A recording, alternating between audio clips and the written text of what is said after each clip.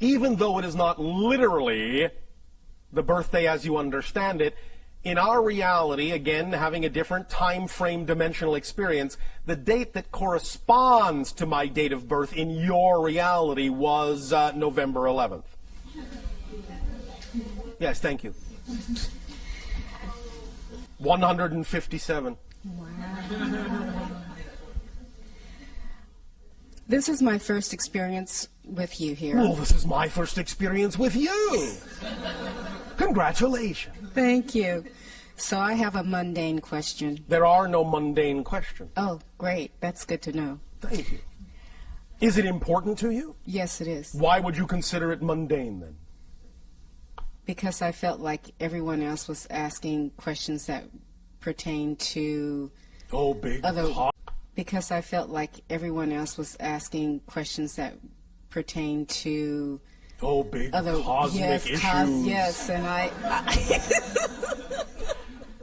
The daily questions of physical life are just as spiritual as any other question. You understand? Yes, thank you. Equality to all. Yes. If it is important to you, it is not mundane. Thank you. All right. What is your question? My question is, I'm in a work environment where I want to know what my purpose there is and how soon can I get unstuck to create the life that I really want, that I prefer. Right. The way we usually go about exploring this issue is to ask you a question, and certainly not a mundane one at all. The question we ask is, are you doing what excites you the most in life or not? No. Thank you for your honesty. The next question is, when will you choose to do what excites you the most in life? Bigger question. I wanted to choose it yesterday, but... And you didn't because? What belief systems are holding you back? Fear. Of? Fear of... Yes. Fear of what? Choosing something and that not really being what really brings me joy. So you're saying that if you choose something that excites you, you might actually be choosing something that doesn't excite you. Well, my challenge is Yes. choosing something that excites me, because it may excite me. Why is that a challenge? That's easy to do. Yes, okay. Do you believe that? Obviously not. No. All right. May I explain it to you in a way that will allow it to seem easier? Yes, please. Why, thank you. The idea that has been, in a sense, perpetrated throughout much of your New Age consciousness of following your bliss and acting on your excitement usually doesn't come with a clear explanation of why or how to do that. Mm-hmm. The idea simply is to understand it first and foremost in a very simplified manner, as follows. When we talk about the idea of acting on your joy, your highest excitement at any given moment, we don't necessarily mean that it has to be a life-spanning career, a gigantic project, an all-consuming endeavor. We literally mean act on whatever is at any given moment out of all the choices you have available to you, many of which may seem mundane.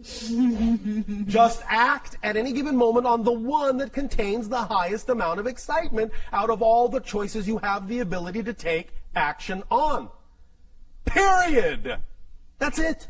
It's that simple. Excitement is a thread. It leads to all other excitement. So if you are simply sitting around going, oh, I don't know what excites me, just look at what your options are. Just list your options at that moment. If the only options are go shopping, take a walk on the beach, call a friend, just for an example, just pick the one that's most exciting and act on it to the best of your ability, taking it as far as you can till you can take it no further. When you come to the next crossroad, look at the options available to you then, pick the one that's most exciting, you have the greatest degree of ability to take action on, and take action on it. When you come to the next crossroad, do the same thing. When you come to the next crossroad, do the same thing. The excitement that you follow will automatically draw you into a series of synchronistic events that will constantly accelerate and expand your ability to experience excitement, and constantly accelerate and increase your ability to experience that your excitement will actually be capable of supporting you in your life if you keep moving in that way. Does that make sense to you? Yes. Now, the question is, do you believe it? Because the idea is that when we, first of all, offer the idea that all you have to do at any given moment is simply choose out of the relatively normal options available to you. If you can't think of any all-encompassing excitement, if you just choose the most exciting option out of whatever is available to you and act on it, when we offer that suggestion up, very often the first thing that comes out of the human mind is, but that's not connected to this, or how can that support me? I don't understand. You don't have to understand. That's the beauty of it.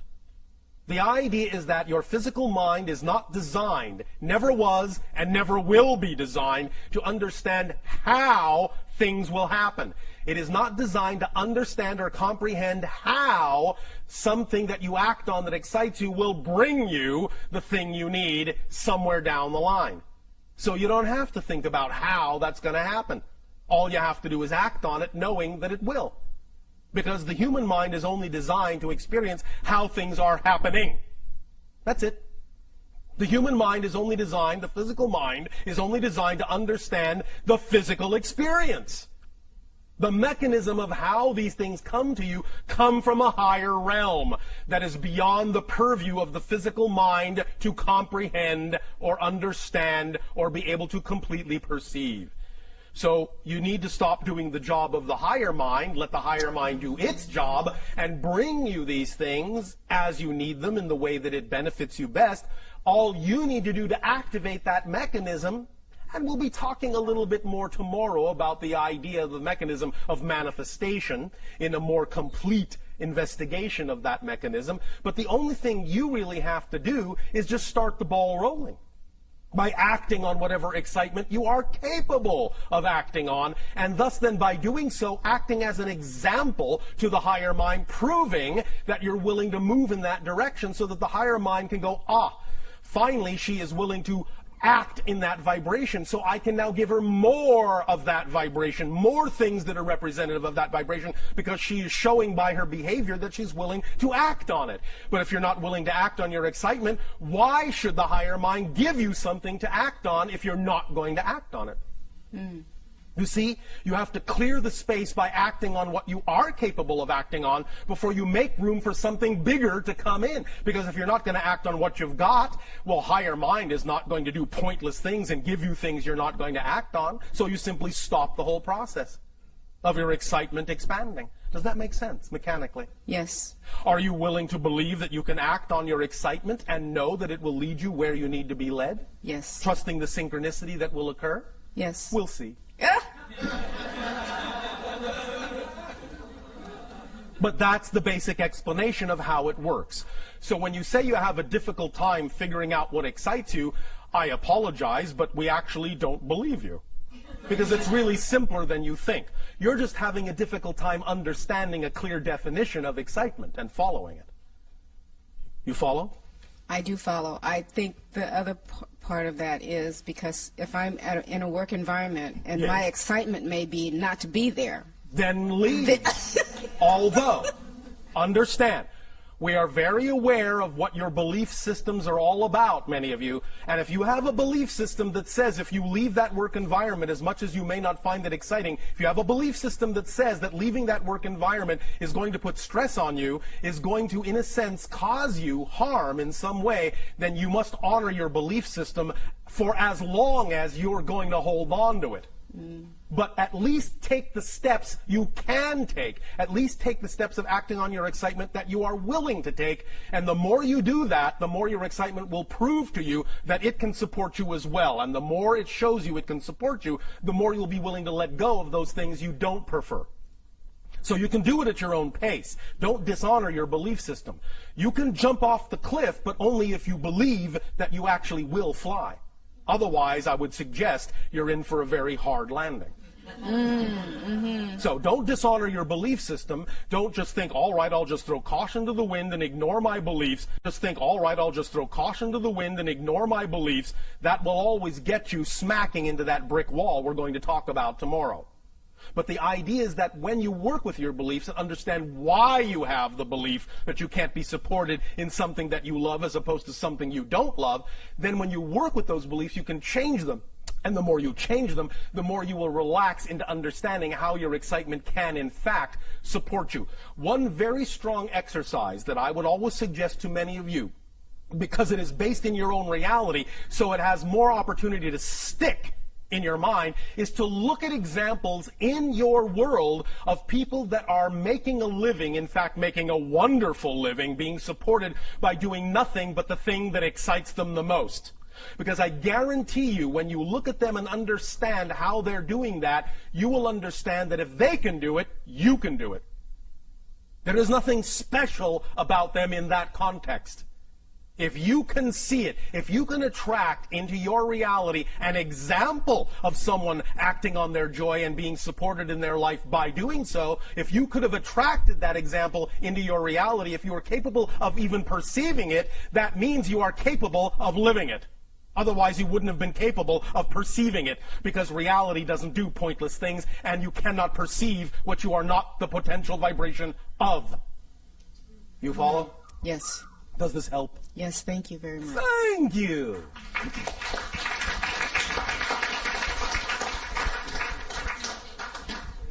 That was exciting.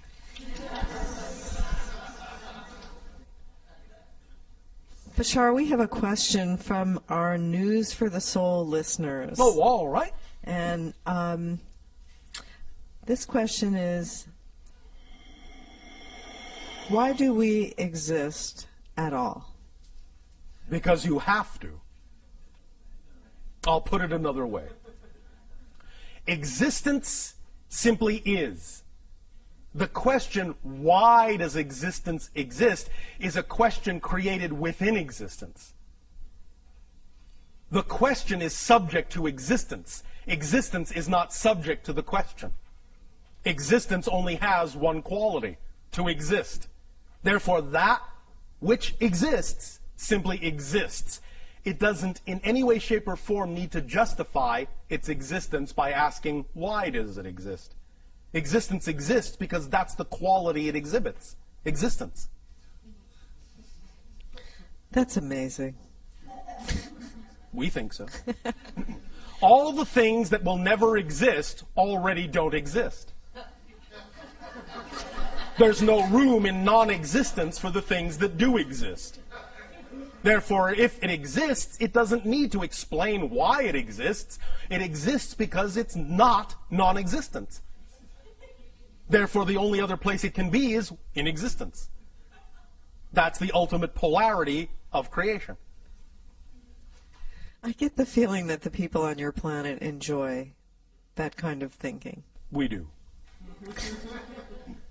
There was one other question that I thought I'd slip in here Oh, from all right. another listener, and that is, what's the best way to overcome a phobia?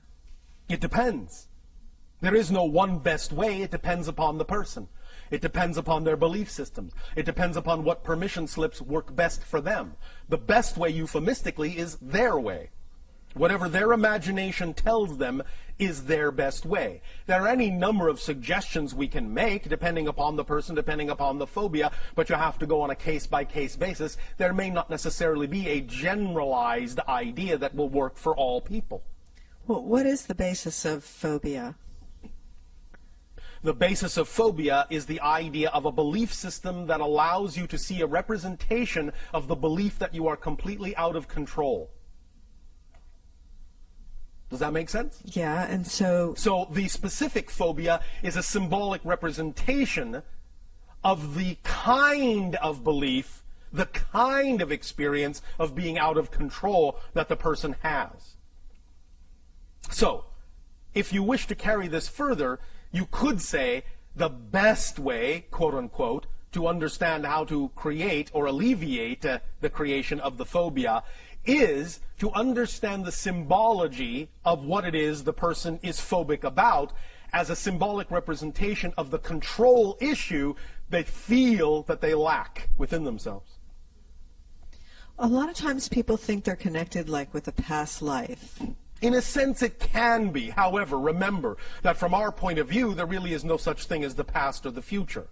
So if they feel it's connected to another parallel, simultaneously coexistent experience, they have to understand that they're actually choosing to create that from the present life and simply cross-connect to another presently existing life for a purpose, for a reason, for an exploration, for an experience, for a lesson. So when they get, first of all, in touch with the idea that it doesn't come from the past, it is a present connection, therefore it brings it into the present, it brings it more into control, they will understand they have more control about how to deal with it. Because it's not coming from some deep, dark, mysterious past that they can't access. It's all being created now in the present, because here and now is all there is. There is no past, there is no future. There is only now. Does that make sense? Yeah, it sounds like a person will choose a corresponding life, a parallel life that has a symbolic representation of an issue that they're dealing with. Yes, they could. And in examining that, if that's one thing they would like to do, they don't have to, but in examining that, it might give them some reflective insight into what they have chosen to create for themselves in the life that they are dealing with. If they resolve the issue, that's one of the paths, obviously, for that's one way alleviating it. But there's also things like desensitization. There are any number of techniques and tools and permission slips. It depends on the person. It depends on the choice. It depends on the experience they have chosen. It depends on a case-by-case basis. Depends on the beliefs. Okay. Depends on the purpose for why they are having that experience. Depends on what they're going to get out of it. Depends on what they're going to learn. Depends on how it will expand them. Depends on many things. However, if you wish to break it down generally to the quote-unquote, again, best way,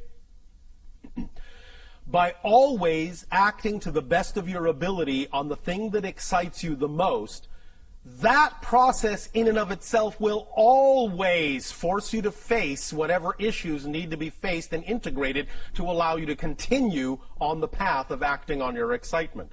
Now, of course, if someone is phobic about acting on their excitement, they may be creating an interesting vicious circle experience for themselves. Nevertheless, it will still, by being willing to take any action in that direction at all, open up the synchronicity that will bring to them whatever experience they need to face that issue and bring also with it all the information necessary to deal with that issue if they are open to it.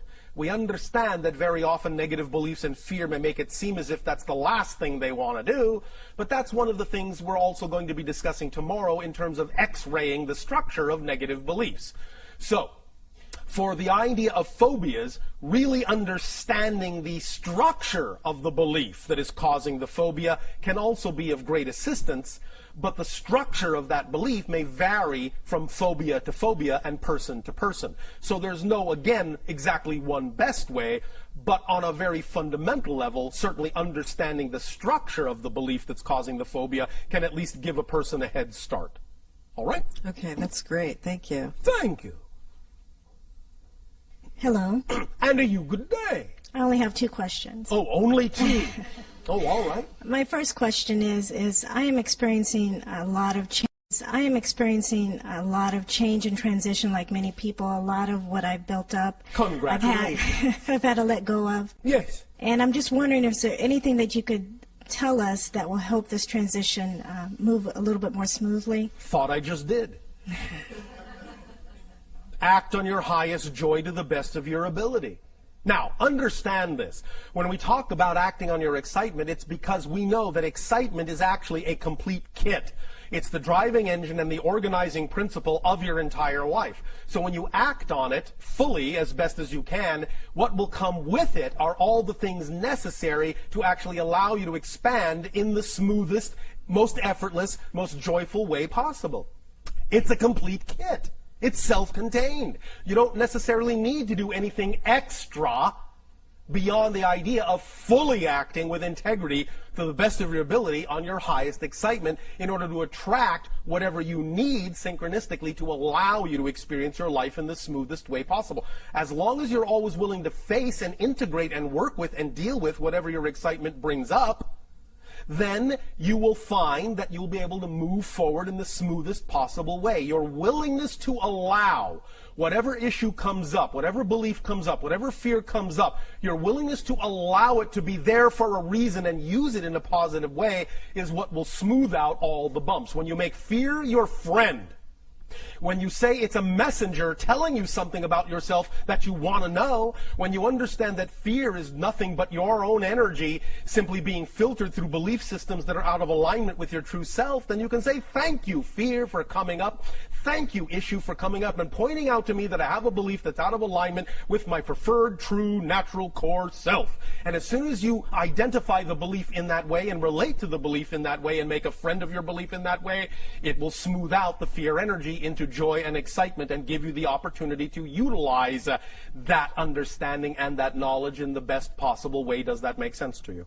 It does, but couldn't we have done this without all of this mass disintegration of all that we knew? Couldn't we have done this a different way? Why is it that we're experiencing There are many this way? ways to do things. This particular reality is the way things are done.